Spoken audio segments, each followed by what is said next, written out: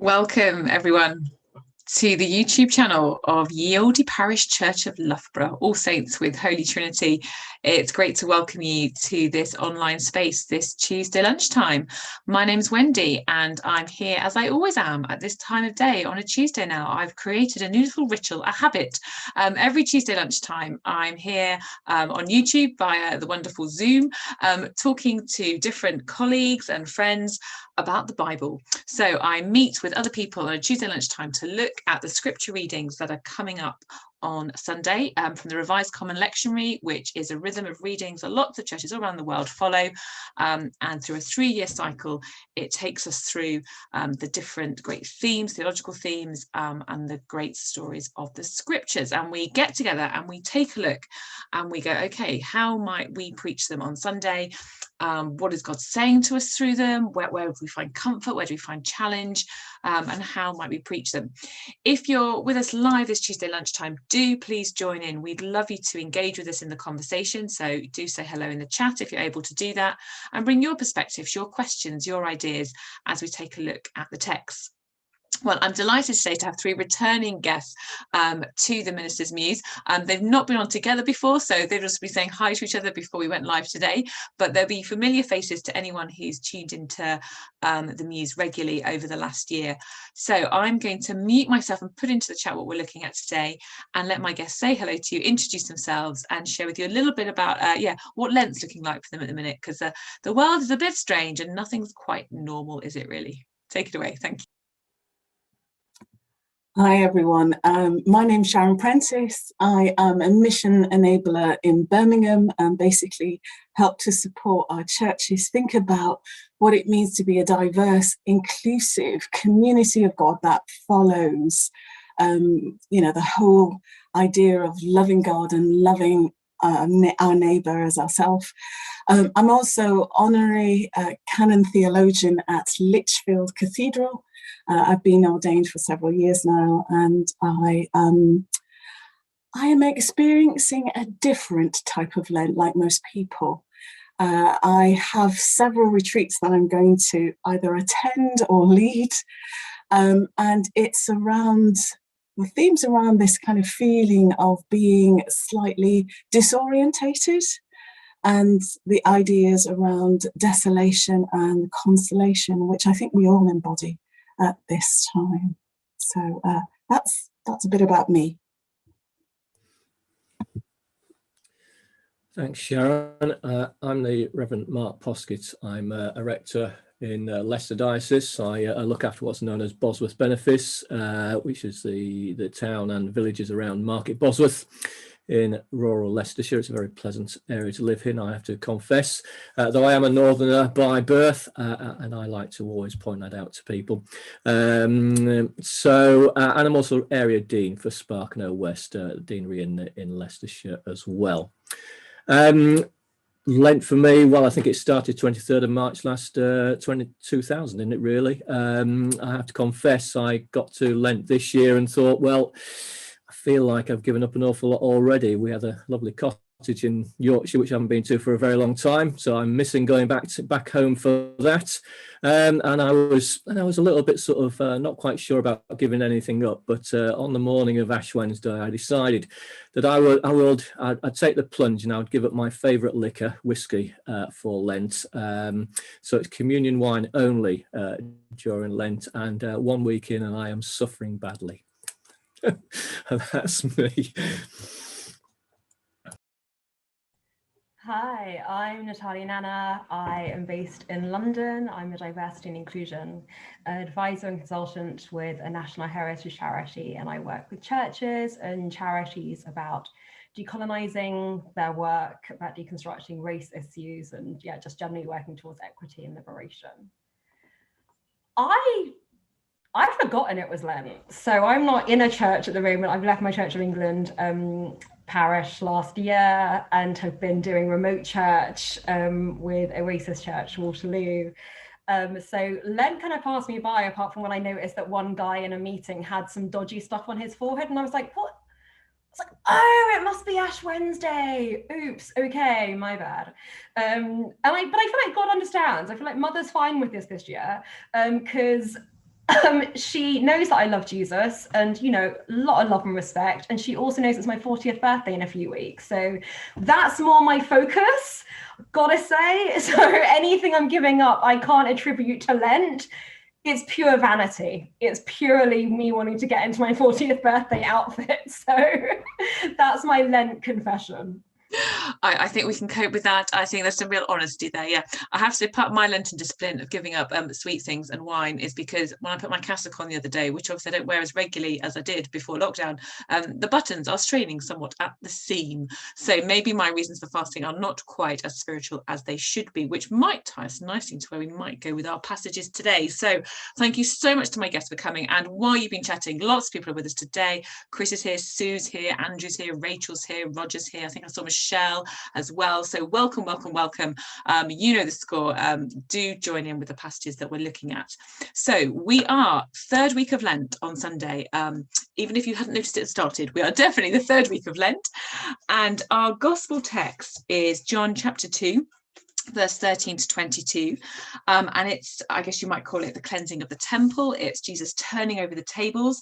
We get this in the synoptics as well, but of course John puts his story about Jesus together differently to the synoptic authors of the gospel, and this comes near the start of his ministry. It's straight after the miracle at the wedding at Cana, and Jesus goes in, turns everything upside down, makes some bizarre claims about the sort of destruction of the temple and rising up in 3 days that they only understand afterwards, after the resurrection. This little passage, well, quite a big passage actually, lots going on in it. Natalia Nanna, you were going to kick us off as you come to this reading in this season, this year. What do you see? What's speaking to you? Yeah, this is one of my favorite stories or accounts of Jesus's life, because I particularly find in the Church of England this unhealthy focus on niceness. And I'm like, have you guys read when Jesus ate sugar on the temple and broke stuff up and essentially rioted, essentially kicked off? And that was definitely a response. I used this example when a lot of particularly white Christians last year were really fragile about the Black Lives Matter protests and being like, oh, but they're being violent. I was like, yes, like our Jesus. And for me, it's more about, well, what is he responding against? And one thing that both inspires and concerns me about this is it's really impossible to read the Gospels or any of the Bible without really understanding Judaic culture.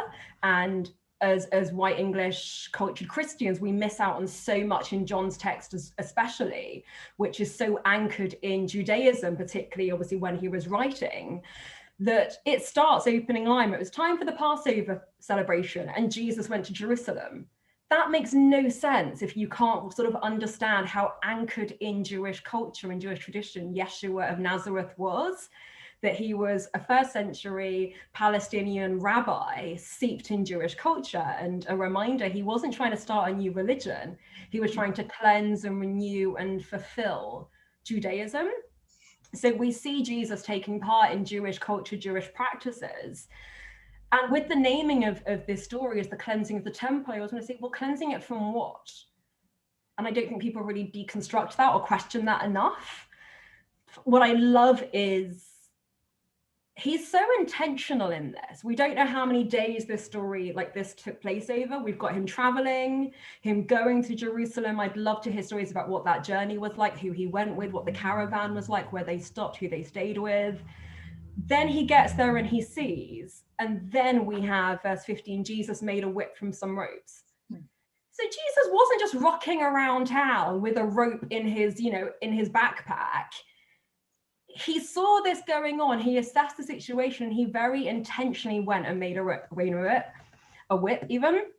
I read a fantastic critique of this from the Game for Good Christians blog. And they were talking about the process of making a whip and just how it takes days threading together the leather and the actual beating of the leather that you have to do. And then I posted it, and someone who makes leather said, oh yeah, I've actually done this before, and braiding it is a really consumptive, hurts your hands, very intentional, very arduous activity.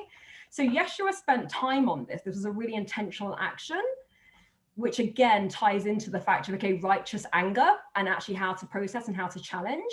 But the thing I would definitely say is it's really important to remember what he was cleansing. and the area of the temple court where they would have been holding this marketplace, they would have been in the area that was actually outside of the inner temple, which was reserved for the Gentiles, for the non-Jews. So for me, this is an act of radical inclusion. Jesus is clearing them out, saying, you are stopping people entering into God's presence. How dare you get out? That is what he's opposing here, that exclusivity, the actual taking over a space which is meant to be for others because you deem them less than. So it's a beautiful act of inclusion that we miss. And also it's a very anti-capitalist stance. You know, of course, it was biblical. It's in the Old Testament prescribing how you gave offerings, but the practice of the day was that the money changing, because obviously people had come from all over, and they then had to change their local money into the temple coins, but they would be charged an exorbitant amount of interest. And similarly, the doves and sheep that were for sale would often just be used as a way of blackmailing people of, oh, your one isn't clean enough, it's got a blemish, here, buy this one that will cost you 3 times as much. But they were gatekeepers to your religion. So this is a really great anti-capitalist, anti-profiteering stance that, as I interpret it, Jesus is standing up for the oppressed and the excluded. I think there's a powerful sermon that could come from that perspective, without a doubt. I noticed it in the comments. Rachel's said, talking about it being like a planned direct action sermon that you could preach, or she heard someone preaching on it, you know, saying that when people say Christians shouldn't get angry or upset, actually, and this whole idea as well, a couple of people picked up in the comments about the whip thing. I hadn't noticed that before, actually. Thank you for that, that there's something intentional about going and making a whip. Now, whatever that took, there's an intentionality to the action. The other thing that's come through in the comments actually is this business of niceness. Chris, thank you, said toxic niceness. I wonder if there's a whole thing we might do with that.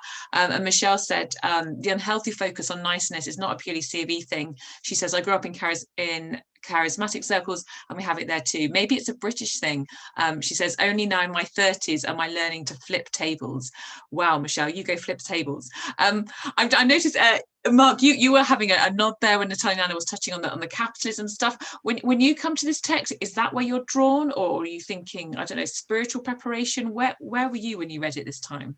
Well, I mean, I think of it from a sort of perhaps approach from a different perspective to Natalia Nanna, of course. Yeah, the themes you were talking about, I really sort of connected with very much. That sort of separating the people from God, I thought is really important to take note of that. I mean, there is also in John, of course, the different levels, and Jesus wasn't just physically, it wasn't just cleansing the temple because people were physically separated from the temple and the Holy of Holies, so to speak, but also that phrase, you know, I will tear down this temple in 3 days and rebuild it, you know, and it's that sort of sense of a spiritual coming together well of the people with God. So I think it's a mixed mode of different ways of thinking about cleansing the temple. But yes, the anti-capitalism as well. I mean, I was nodding because, of course, reading about the background of the court of Gentiles and how people were exploited dreadfully in a way that they had to exchange their coins and indeed purchase suitable sacrifices from only within the temple courts, even if they brought their own, which could well be dismissed, and they'd have to buy something in the temple courts. So yeah, I was nodding my head to an awful lot of what you were saying and thinking, yes, I can see an awful lot of this, and the righteous anger. Undoubtedly, I mean, there are times when I get angry, not very often, I have to confess, I usually thump a pillow, but I do get angry. And niceness, oh niceness, oh niceness. When people shake your hand, when in the days behind, they could shake your hand at the end of a service and say, it was a nice service, Vicar, you knew they weren't listening. When I set off in ministry, I remember the night before I was ordained, and one of the things I did write down was I wanted to challenge people and rattle their cages. I suppose to some extent you become part of the sort of system and you do sort of accept the way that people are, but there is still that element within me of you know, just being a bit sort of rebellious and rattling the cages and trying to make people recognize that it isn't about niceness. It's actually about life, and life in all its different shades and hues, and you know, it's about challenging people and challenging society, challenging injustice as well. So yeah, I was nodding a lot, agreeing with a lot of what you're saying. Thank you, Natalia. As you reflect there, Mark, I do wonder, although I'm not sure it's the sermon I would preach, but when you talked about, when you were first ordained, and the sense that maybe there's a calling that's caught up with ordination or leadership in the church around the prophetic voice, and suddenly we become part of the institution and we stop rattling the cages because we're part of the people that make the cages and the systems.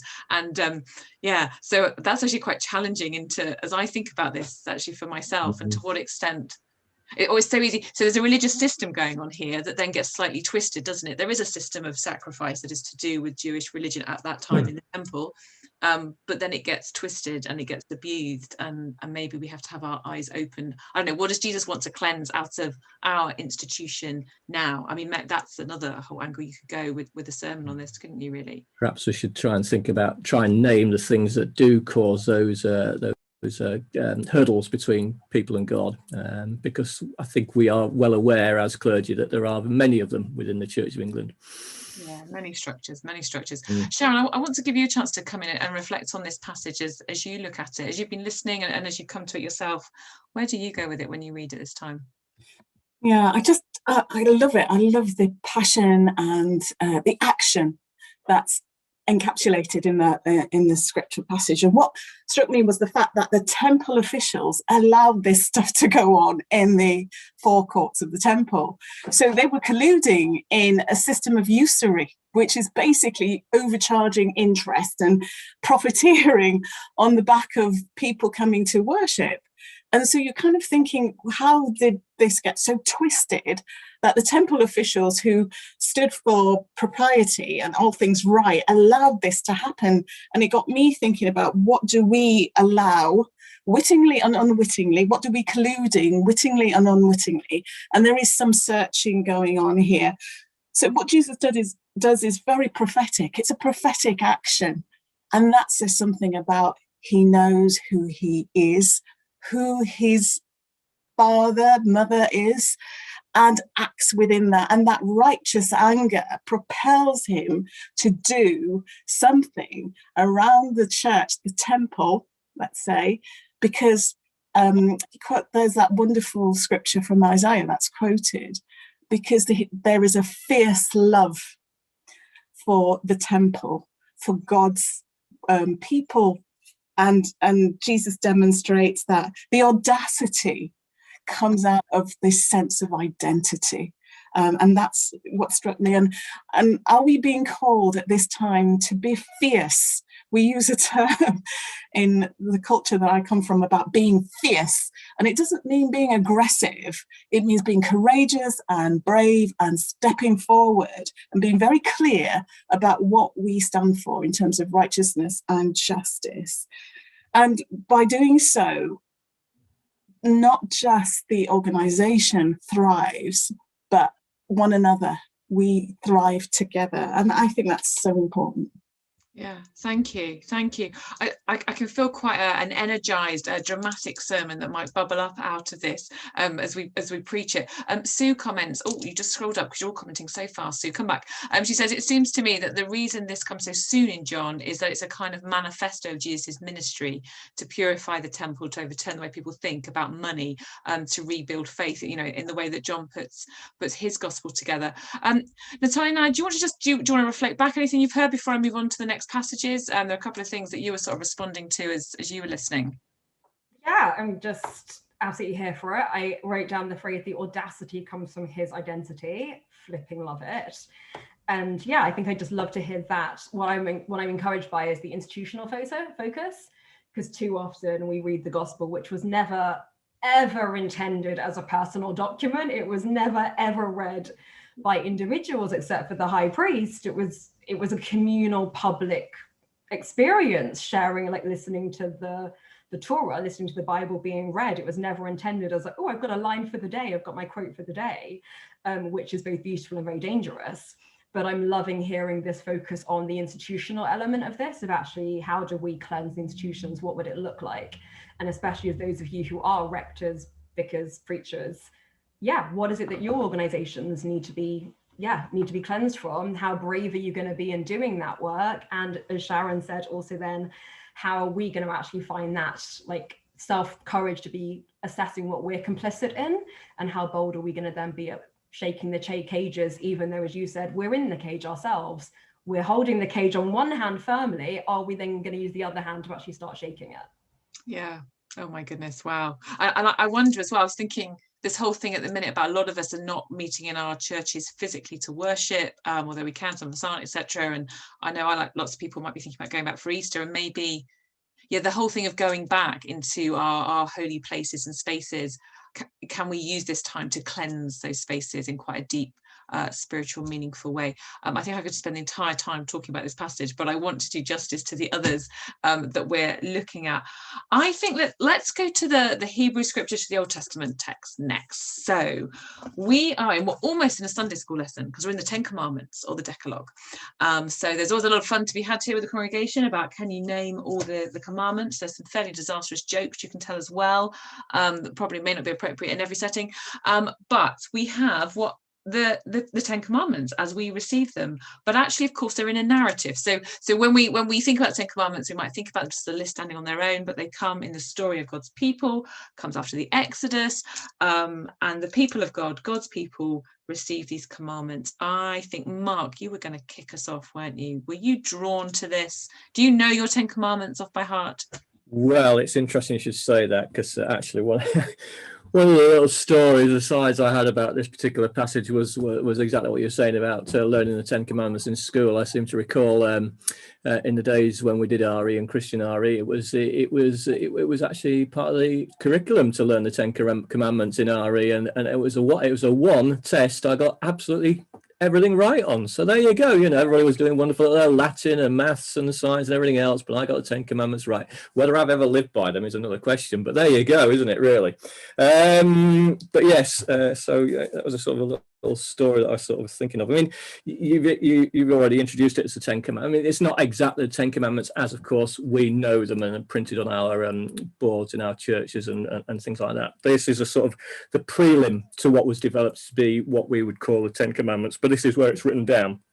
And it comes at that point where Moses, with the Hebrew people who have now escaped from their slavery in Egypt, they've been liberated, are now having to establish themselves. And I think that's what's really important about this particular passage, is about establishing a rule of life, really. I think many of us have rules of life in many different ways, whether it's a prayer life or a particular action that or social issue that we're particularly working towards or work for.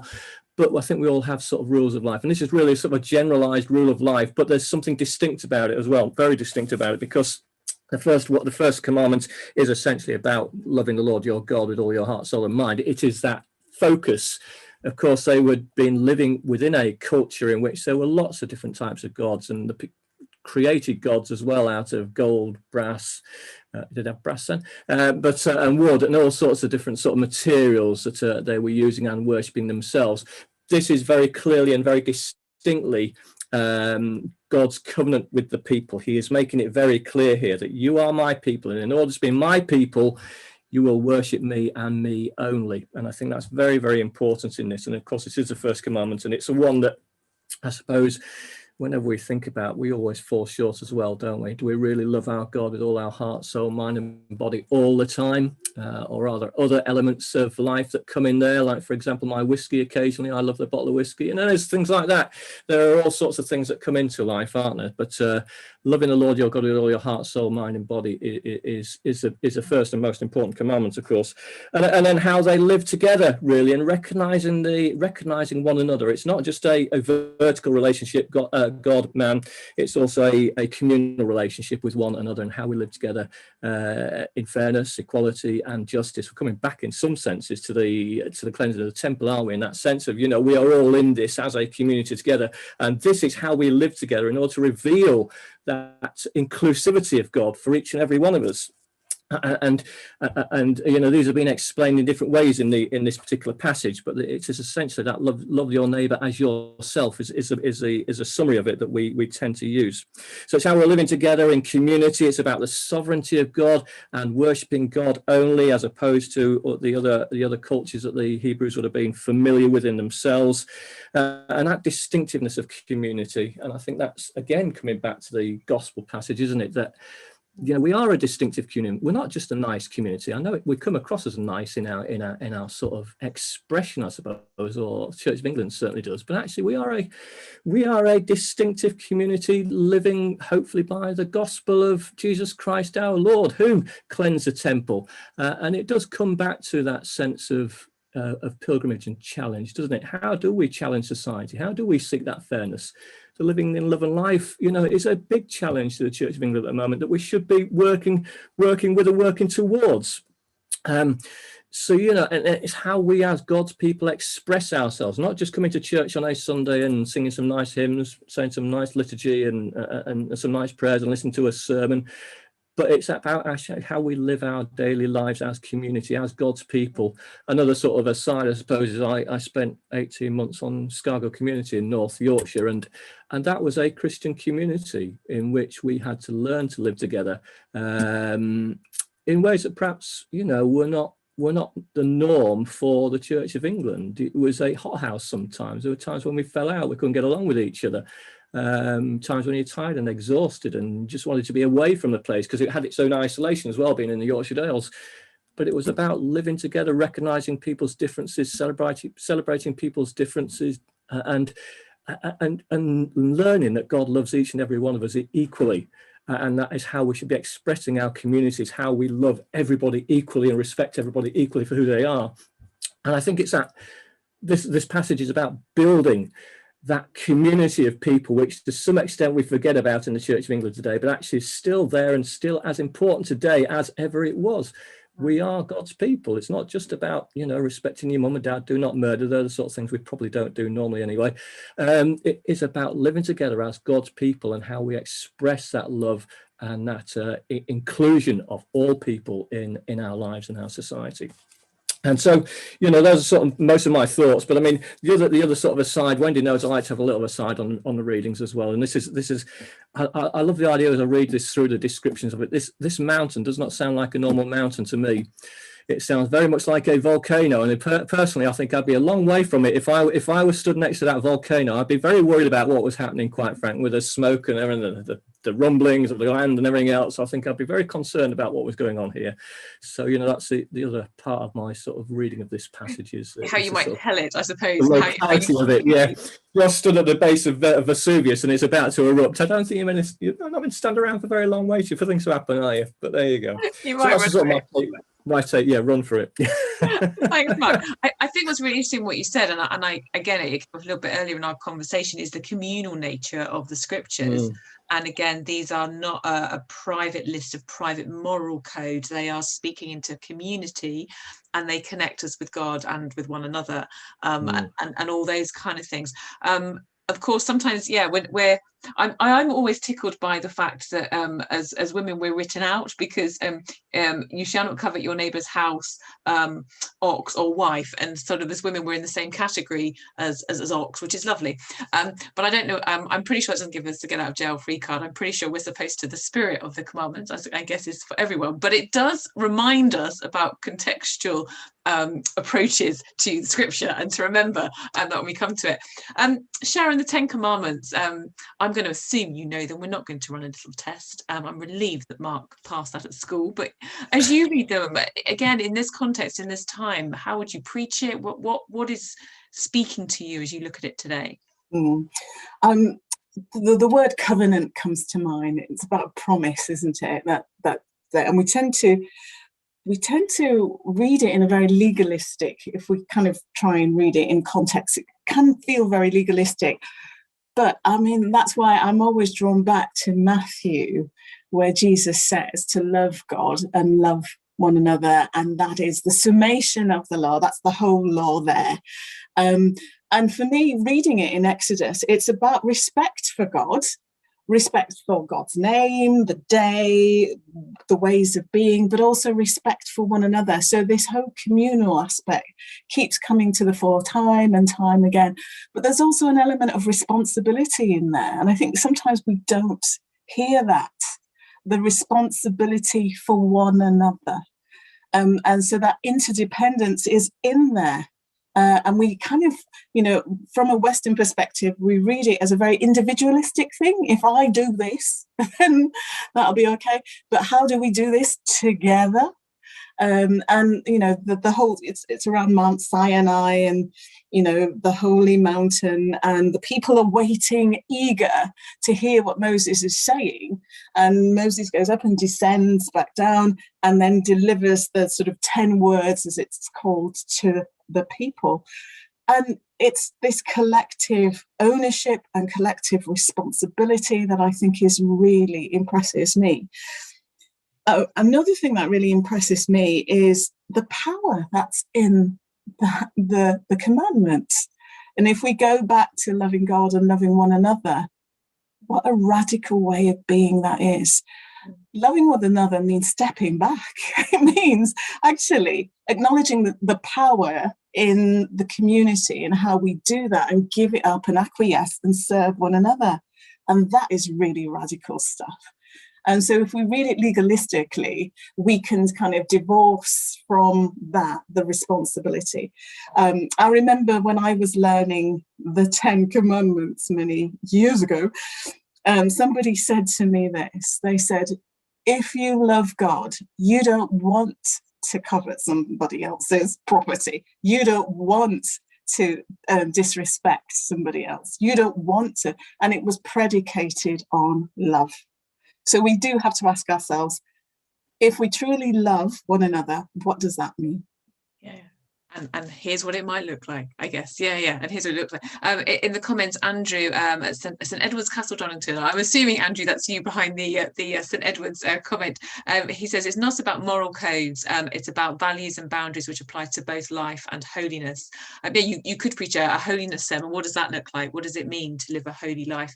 And Sue also says in the comments, it seems to me, she says, you could do an entire sermon on any one of these. You could do a whole preaching series on the commandments, couldn't you? And unpacking them and seeing where that takes you.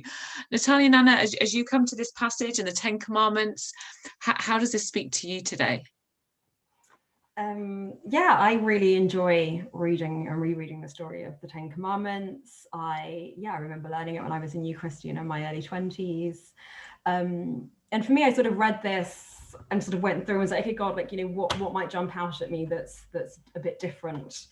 And I sort of noted, okay, you must not bow down or worship any false idols. And I just thought, okay, what's that about? And I just thought there's actually something really beautiful that speaks to me about God honoring our independence. Because there's a sense in which that is saying, okay, don't put your trust in an idol, don't put your trust in a thing, in a cross, in an icon, don't put your trust in a golden calf or anything like that. Actually, there's a sense of, okay, you don't need that. And I think that's really beautiful then to even look at, okay, I don't need the vicar, I don't need the rabbi. Actually, I have direct access to the God who is within me, the God whose breath animates me, energizes me, guides me.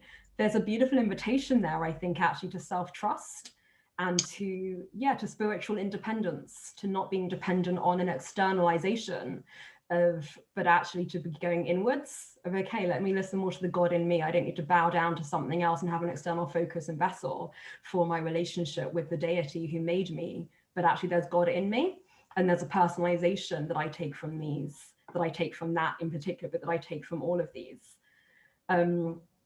I also think, even if it doesn't disrespectful, I read a lot of this and I think, God, you sound really fragile. There's a lot of ego going on here. You just sound like, you really do sound quite sensitive of like, I'm a jealous God and I won't tolerate your affection for anyone else. And I'll curse your children's children. It just sounds so OTT. I want to be like, babe, calm down. Like, babe, calm down a little bit, honey, okay? Like, calm down. Maybe we need to, dial the ego back a bit. But I know it's not like that. Like, how I read this is, actually, there's something about, okay, what is the context of the time, and the language that God will use to convey a message is very different. Say if you're teaching a child, if you're teaching the child about a rule, you might just say, well, because we don't do that, because it's not polite, and because I said so, and because you'll get hurt. And then, of course, if you're speaking to a 15-year-old or 25-year-old, you're more likely to bring in the sociological context and psychology. Well, I hope you would, like I would, like bring in a lot more of those things in a, in a conversation about, oh, don't do this, because it's going to be far more nuanced. So I read it as that of, okay, this is a toddler. This is a toddler community. They have never been independent. They have never been free. They are an enslaved people who are coming with a colonized, enslaved mindset, and they're looking for someone else to have the answers. And often freedom is terrifying. Freedom can be absolutely terrifying. And if you push through the terror, it is absolutely liberating and wonderful. But there's a sense where I read these as, okay, God is like, okay, my babies are all over the place. They're overwhelmed. Even the space they would have had was all new to them. Not having a massa tell them this is what you must do today. Absolutely petrifying. But there's a sense of these are just a gentle framework, as opposed to, and then I can see God using the, I'm jealous. As like, oh, okay, they understand that language. Like, don't annoy God. He'll tell you off. He'll curse your children. There's a simplicity to these that I don't necessarily take fully at face value. I take it almost as God meeting them where they are. And I would just invite us, when we then assess our own rules and regulations and rhythms, for us to hold them lightly. I liken it almost to the Constitution of America of, okay, we see that in those founding, the founding men, how it was so contextualized. And now we see how AK-47s are legal and AK-47s are running rampant, and you can't control them because of a document that was written 400 years ago, back in a time where you had muskets and a militia that was about defending property. And just think, okay, I hold them lightly as, okay, what does that mean to me today? And what does it say about God to me today? And one thing is, I definitely see an anti-capitalist message again of God saying rest. And I think that's so particularly relevant to our culture, which is so saturated, even in church, with productivity. And so often when you ask people, oh, like, what's your faith like? It's very telling how often people will say, well, I'm involved in the church ministry, I'm on the pastoral team, I'm in the worship ministry. And I'm thinking, okay, how capitalism is, capitalism is the infrastructure of the Church of England. It's all built on slavery and colonized money anyway. But how productivity and what we do is so seeped in. I take the Sixth Commandment as a wonderful, radical, anti-capitalist invitation, particularly as a woman of color and a woman with disabilities, whose ancestors were deprived the rest that is their divine inheritance. I think for Black women in particular, to rest, I think it's wonderfully subverting and anti-capitalist and very, very godly. Thank you for that. Again, we could do another half hour or more just on that text, but I want to know that in the comments, actually, people were picking up on that earlier on about the fact that like when they were young, maybe they were, the focus was don't swear, which is another whole conversation. What does it really mean to not take God's in vain? I'm not sure that's about swearing, but actually the Sabbath had come up in the comments earlier. I can't remember who said it, and how important that might be in reflecting a sermon in this season as well. We've had enforced Sabbath. And again, maybe it ties into a little bit about, as we go back to whatever normal is going to be, what do we want to build in? What do we want to challenge? Where do we bring in Sabbath and so on? And the other thing picked up very much in the comments was this stuff around the commandment about what does it mean to not take God's name in vain? Michelle says, does in vain here mean hopelessly or for the sake of your vanity? It changes the meaning if I say do not use God's good name for the sake of your own vanity. I like that, Michelle. That's a nice little take on it. And Andrew says, we read, speak and hear with bias. The simplicity of the commandment calls us to step back and read them and all of the Bible with wisdom and with care. And Roger says, on that comment about busyness, Natalia, actually, he says, in my experience, churches can make busy people even busier. And that, of course, can happen in Lent. It can, yes. Yes, right. We could say more, but we do need to squeeze in dear St. Paul and a little bit of Corinthians. So, whizzing to another. I think one thing that's always worth remembering is we're then entering another time frame, another context. We're starting in our scriptures, all coming from different places and contexts. We are in 1 Corinthians 1, verse 18 to 25, and the little piece at the beginning of Paul's pastoral letter to the church at Corinth about the foolishness of the cross and the power and wisdom of God. We've just got a few verses, but Natalia Nanna, you were going to kick us off.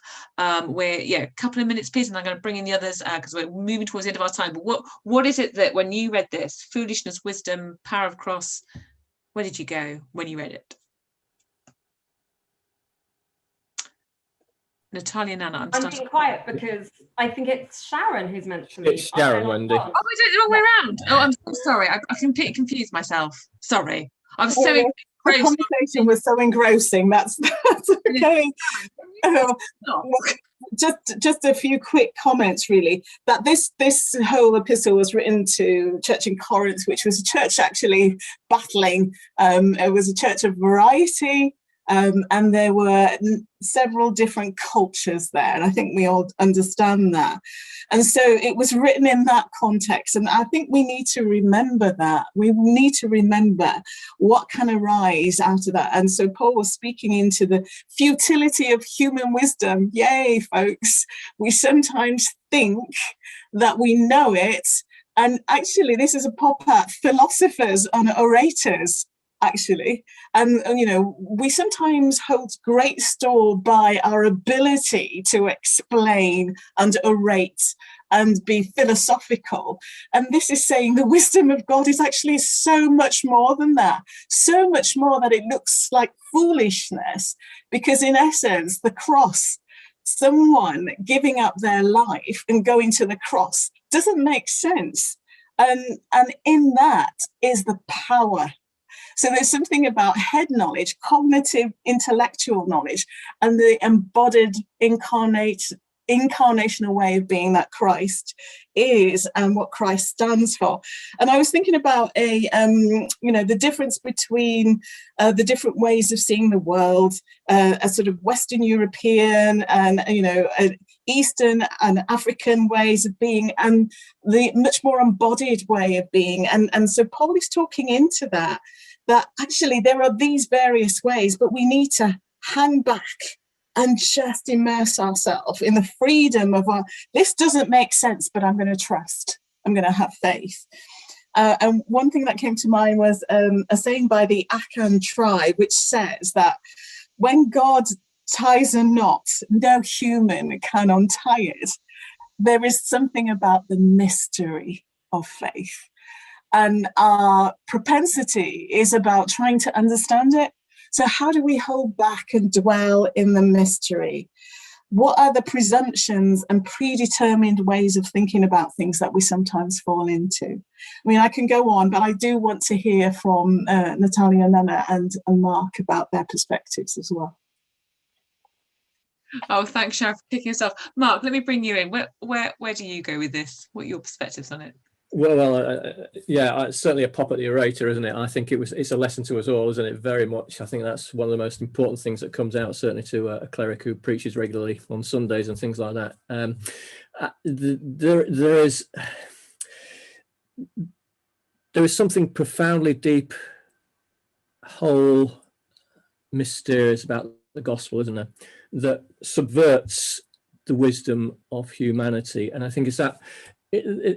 There's something in that sort of element of, it's just mystery to me, and I suppose it's going back to the Trinity, isn't it? It's a mystery of the Trinity as well. It's all that element of how God expresses himself and how he lives in community as three persons in one perfect unity. And there's something very profoundly deep about it. There's something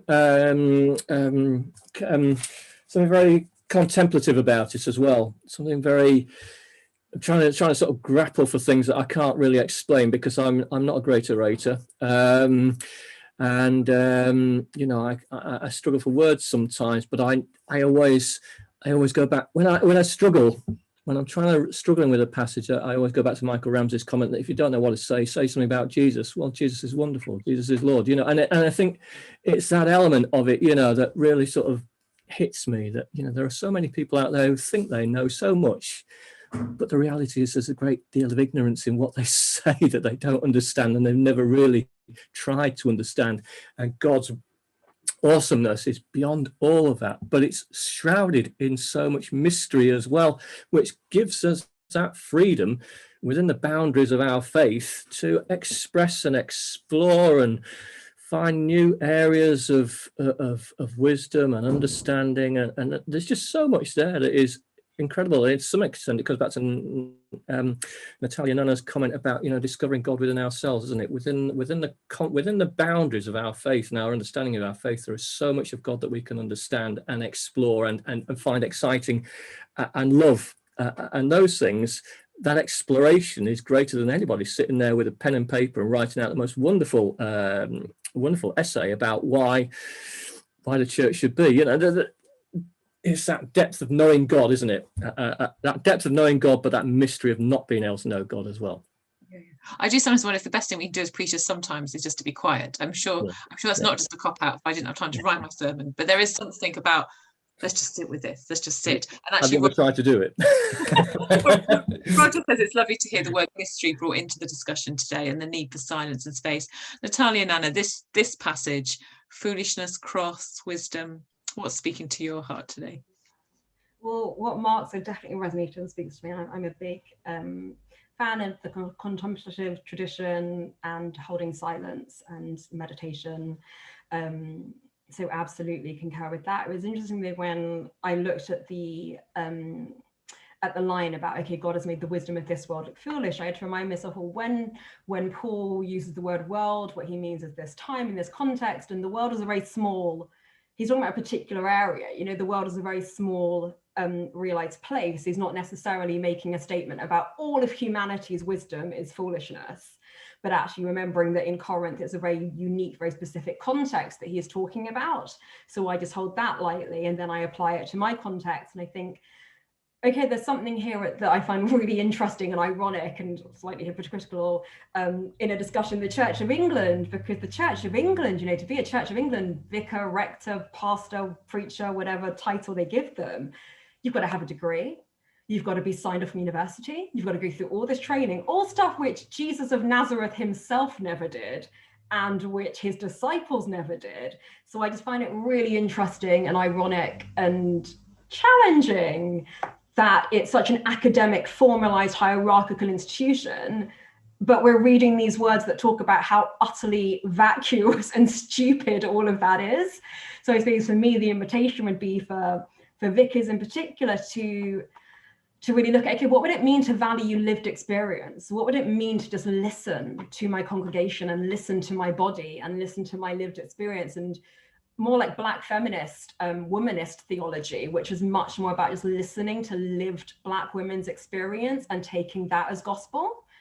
That would be my invitation, as well as what really stood out and I love is the opening line about, but we who are being saved. You know, we often hear soteriology preached about, like doctrines of faith, preached about as if it's a one act. We were saved past tense. I'm like, no, that's not how it works.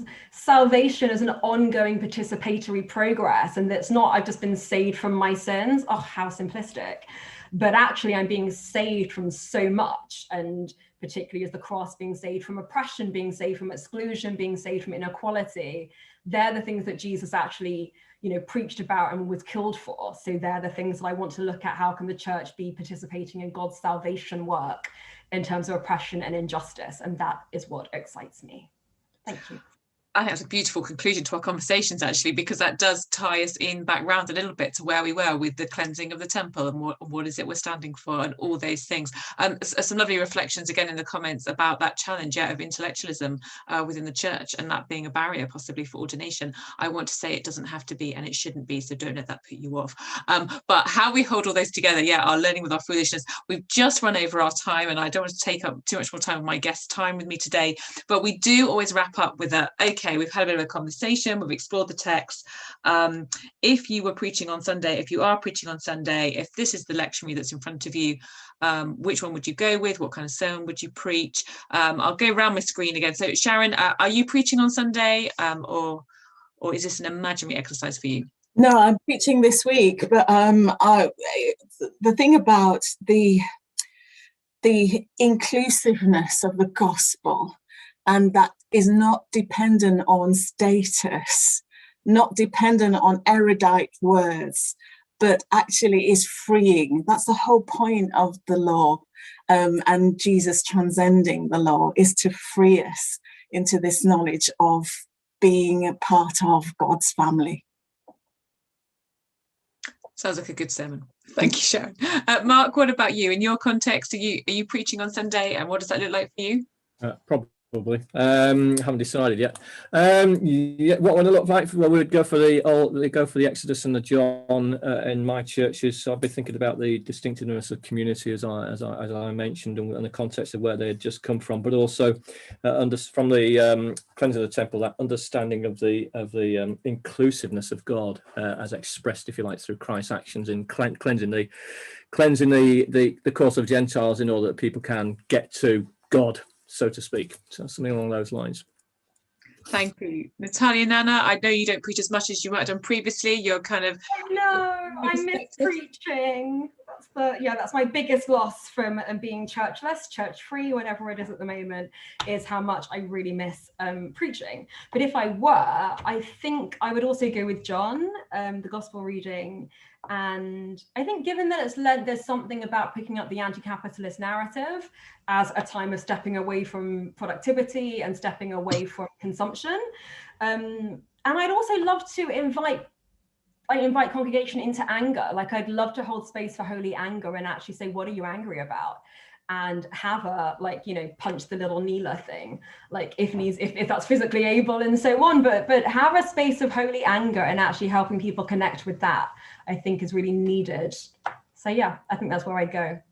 Wow, thank you. You may get some invitations to go and preach, and that would be a wonderful sermon, wouldn't it? And I think for me, I'm not preaching. V, who is here in the comments today, is preaching at All Saints on Sunday through our online service. And because for me, if I was preaching, because for us as a church, we're holding a theme of Lent called The Crown and the Cross, inspired by Azariah Francis Williams' book, The Ghost Ship. So it's the Corinthians passage for me. It has to be, because this grappling, what is the cross really about, and the cross is foolishness to the world, and the fact that that's how the cross challenges power and our expectations. I think that's where I am drawn with this, but particularly tying into the gospel as well, and what Jesus was doing in the temple, I think is where I would craft a sermon up, but I don't have to. V, you're coming to preach. Thank you so much. Thank you so much to my guests. We're out of time, but thank you, Sharon, Mark, Natalia, Nanna. It's been great to listen to your wisdom, your different perspectives. Next week, I'm back at the same time. Natalia Nanna is back for a repeat back-to-back, and we're also joined by Lusa and Senga Nagoy next week, and by Alison Booker. So some wonderful guests to rejoin me in my conversation. Thank you everyone for joining in at home. We really hope it's helped you in your study, your reflection, and in your encounter with the God who loves each and every one of us. Thanks, everyone.